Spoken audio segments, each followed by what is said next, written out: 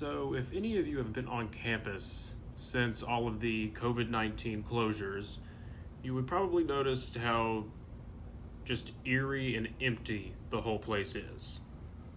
And in a weird way, it's actually kind of strange, but in a good way, to walk around and look at this. It's just hard to explain. Of course, if you do come out and go to campus, do it safely. Wear a face mask, use social distancing, wash your hands, don't touch things, don't come in large groups, but it is really interesting to just walk around and look at something that was once very busy, and this time of year, this time of day should be extremely busy. There should be people going up and down this hallway. There should be people walking around campus. But aside from one or two people walking a dog, you're not going to see anyone. It's just really odd. But anyway, since we have no more physical classes this semester and everything's been shifted online, I figured I would track down all three of our planned guest speakers and interview them. And among them, we were going to be interviewing the Deputy Coroner of Warren County. We're going to be interviewing a Deputy Chief of Police, as well as the Warren County Jailer. And humorously, after doing these interviews, I realized that I chose three people who have careers in criminal justice that didn't really necessarily need to go to school for a criminal justice degree. But having a degree in it would probably be a good idea in the long run, just to have a degree on the books, and it'll help your job search. Anyway, let's start off by talking to Dwayne Lawrence. Here he is, packing some stuff into the funeral home. It looks like probably a little over 6 feet, so we're really safe. Well, my name's Maxwell Dwayne Lawrence. My job is I'm Chief Deputy Coroner for Warren County and Assistant Manager at J.C. Kirby Funeral Home, Licensed Funeral Director. My job entitles, first of all, taking care of funeral services, families, making removals. With the Coroner's Office, death investigation. Anything that's not under doctor's care or been in the hospital less than 24 hours, homicides, suicides, accidents. If you find bones, it's a coroner's case. Even if you're digging in the cemetery, it's an unmarked grave, you hit something, you still have to call us. We go and investigate what's going on, determine cause, manner of death. Cause would be, gunshot wound, manner would be whether suicide, accident, or homicide. Same thing if Granny is 100 years old and not been under doctor's care, but she dies at home, you still have to call us. We're not going to come and make, some big thing out of it, but we still have to go in and do all the paperwork and everything. Because we will be the ones that end up filing the death certificate. In the near future, right now, just in the funeral business, you have to have an associate degree. And that wasn't like that when I started. I've got 2 years of college at Western. Background, I took the nursing classes to strengthen everything. As deputy coroner, you start out with a basic training, week training, and then training every year. Kevin and I right now are the only ones here that have our master coroner. That's 10 years worth of experience where you file yourself and sign the death certificate, over 300 death certificates, and work over 300 coroner's cases. There's about 10, 11 classes that they want you to have, core classes, to reach that. Well, right now, it's the coronavirus, COVID-19 has changed it where everything's private. No more than 10 people. Even when you go to the cemetery, 10 people. They're fixing to get where 2 of those will be the minister and the funeral director. What we were trying to do at first was the funeral director would get everything placed and they would step back out of the way. But now they're probably going to change it, but that's going to be including the funeral director and the preacher. Kentucky's lucky. We had a governor that jumped on everything.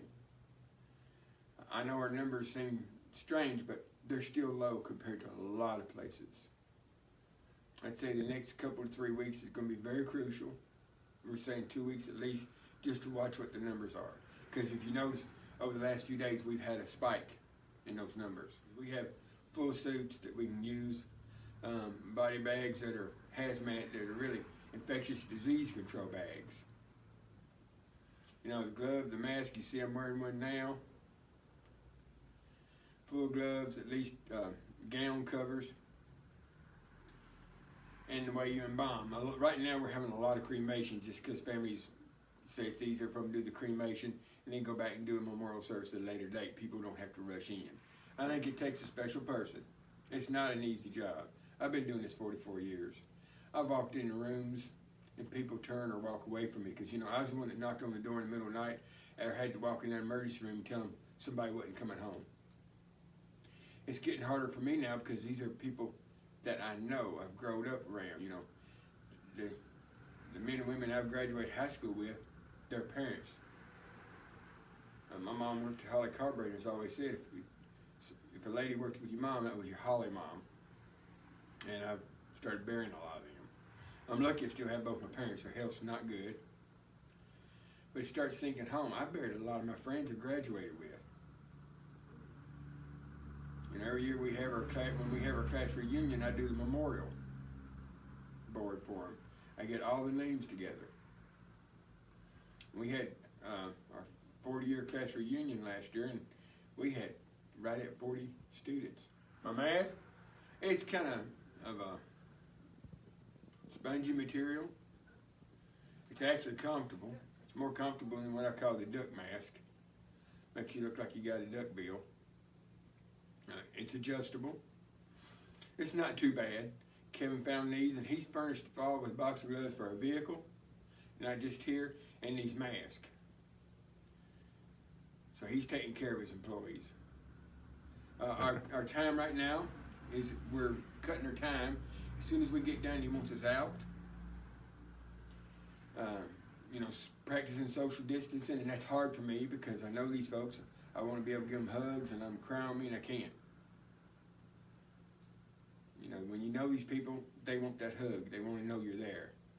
And most of them said, as soon as this is over, we're coming back and get our hug. I said, you come on. They're not just people that call us.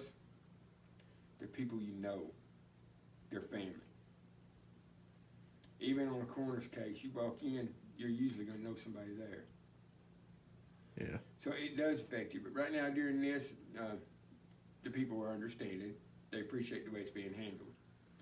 We've actually had a drive-by visitation where the families wanted them out on the carport, and we had a line where they drove in, could view, and drove out. So they was practicing social distancing, not getting out of the vehicles. And we probably got another one coming up on Monday. We don't give any times out. The family tells who they want to come by. Be careful, take care of yourselves during this time. I think that, you know, I have a daughter at Western. She's second semester freshman, so she misses class. She misses her friends. And it's been funny watching her do stuff online because she's a music theater major, so watching her do dance classes online. But you all got a chance to be able to look back and keep notes and say, you know, I was there during this. And I think it'll make them better teachers, better employees, and better people. And I think the United States will be stronger than it's ever been. And I'm thankful that we got Andy Beshear right now as our governor. And I'm not playing politics, but that man jumped on it. He made hard decisions that some of the others didn't, and he stuck with them. And that's what's kept our numbers low. Yeah. I'm sorry that you guys aren't finishing up your semester there in class. But, you know, look at our seniors that's graduating on what they're going to do, and the high school seniors, the whole senior year just was taken over. Yeah. No problem for them, none of these things they get to do. But they're going to be tough for it. It'll all work out. We have to stay together during this time and support one another. Social distancing. Yeah. Now we move on to my second interview, which is with Deputy Chief of Police Penny Bowles, which, for obvious reasons, had to be conducted over Zoom. So my job with the Bel Air Police Department now is I'm a deputy chief, which is the second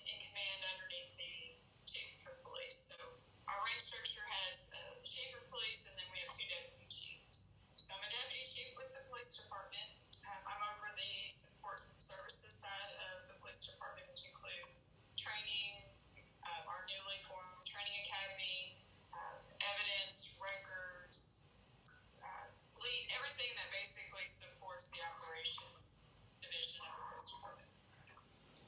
So the best part of being a police officer, of course, my job now is very administrative, work on budgets and policies and things like that. But as far as the police officer's job, the best part of the job is really the people, the community that you serve. No day is the same when you go to work. There's some people that like routine. They like knowing when they go to work, they're going to do X, Y, and Z, and they get off at 3 o'clock and they come home. The police department is not like that. You go to work, and every day is completely different. That's the best part of the job. It can also be the worst part of the job. You can look at it that way. Sometimes you have things that you want to do, family birthday parties, family dinners, and all that you're supposed to get off at 3 o'clock and you don't end up getting off until 8 o'clock. But sometimes that can be a challenging part of law enforcement. Right. So the requirements to be a police officer is to have a high school diploma. There is no college requirement to be a police officer. My personal path to become a police officer is I was a student at Western. I graduated in 1995 with a degree in sociology, double minor in criminology and government. So my path took me through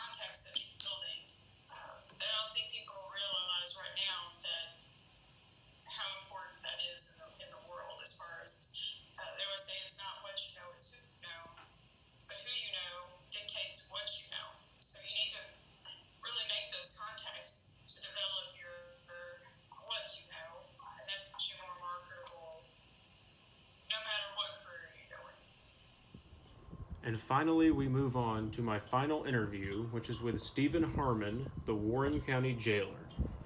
Like the last interview, this one also had to be conducted over Zoom, as jails and prisons right now are especially susceptible to COVID-19. My career is the Warren County elected jailer of Warren County Regional Jail here in Warren County, Kentucky. So in Kentucky, the jailer is an elected position. It's a constitutional officer. My primary responsibility is to maintain a safe and secure environment for all inmates that are incarcerated.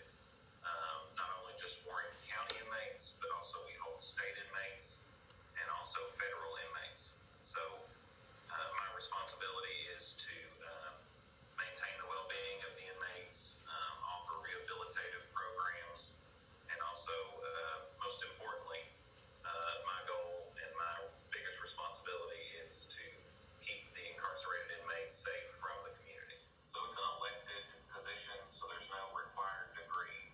I was appointed by Judge Buchanan to finish the unexpired term of the previous administration. Jackie Strode was the jailer previous to my appointment, and he retired before the end of the 4-year elected term. And so in April of 2017, I was appointed to fulfill the rest of his term. Prior to coming to the jail, I had almost 18 years at the Warren County Sheriff's Office under their previous administration, Sheriff Gaines. I served there as the Support Services Division Manager, was responsible for approximately 20 personnel, communications records, more the administrative piece of the operation, not out in the field responding to calls per se. Did media relations, grants management, some human relations work. So that work prepared me in part for my current position. Was appointed in April of 17, and then I ran unopposed in the election. My term started January 1st of 2019, and so I'm serving a 4-year term, and we'll seek re-election. We'll file in 2022, and so the new term will start 2023. And so that's kind of how I got to this point. Was appointed, and then also ran unopposed and was elected by the people of Warren County in 2018, starting the term of 19. Students that are interested maybe in correctional work, it's definitely like no work you've done before, and it can be very rewarding.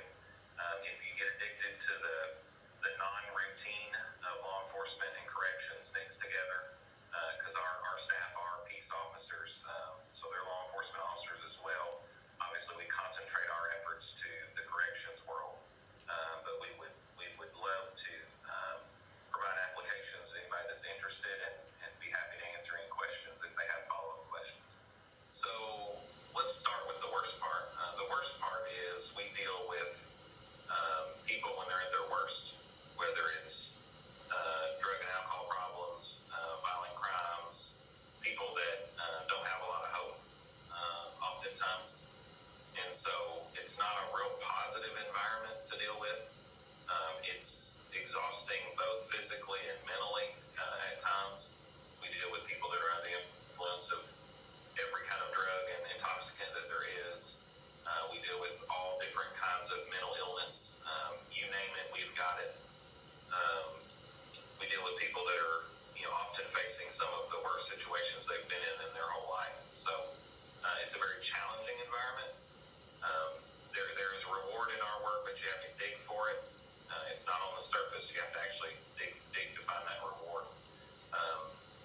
Some of the most positive parts of the job are nothing is ever the same every day. So we have routines, but our work is not routine. Every day is different. And also, we've instituted a lot of rehabilitative programs, anger management, parenting classes, moral recognition therapy, portal new directions, relapse prevention. So we have a lot of programs that the reentry services staff teach the inmates how to change the way they think, hoping to affect the recidivism rate, if you've ever heard that word. Just the repeated reoffending.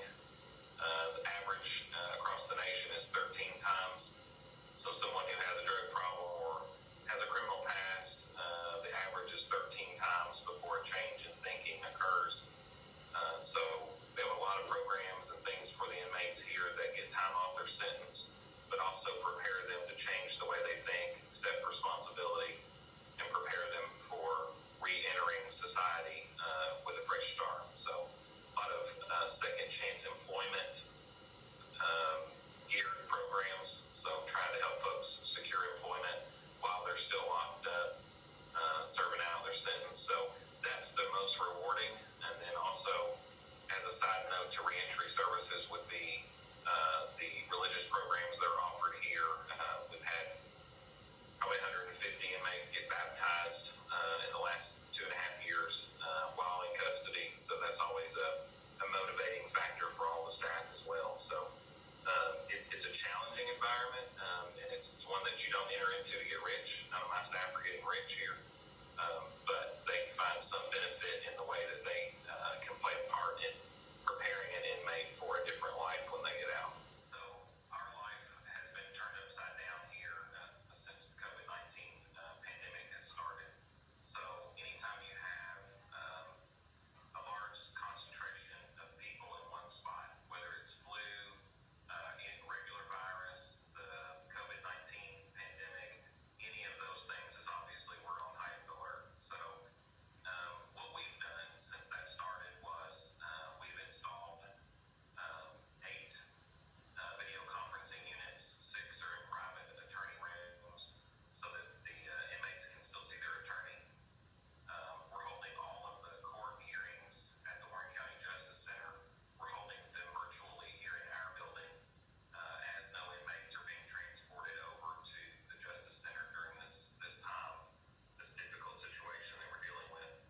So all of the court hearings are being held virtually by us here in the jail. We're even having some Fed hearings that way. We have launched the Securus Technologies video visitation system so that inmates' family can pay a fee and see them by video. If there's a kiosk mounted in each cell that they're allowed to visit by video. So business has been conducted. I hate to say it's normal because nothing's normal right now, but court hearings are still happening. Inmates are still being arraigned. We're still holding hearings with the courts. People are still being released. So we've been able to, I guess, maintain during this COVID-19 pandemic with technology's help and also some adjustment in our services, helping some of our ancillary partners such as pretrial services and probation parole. Life Skills provides mental health treatment for the inmates that need it. And so we've been able to do all of that remotely and in a virtual environment, much like our meeting is right now, but doing it in a secure way so that inmates can still see the courts, have access to their counsel, seek mental health. All of those things are still up and running even during this pandemic.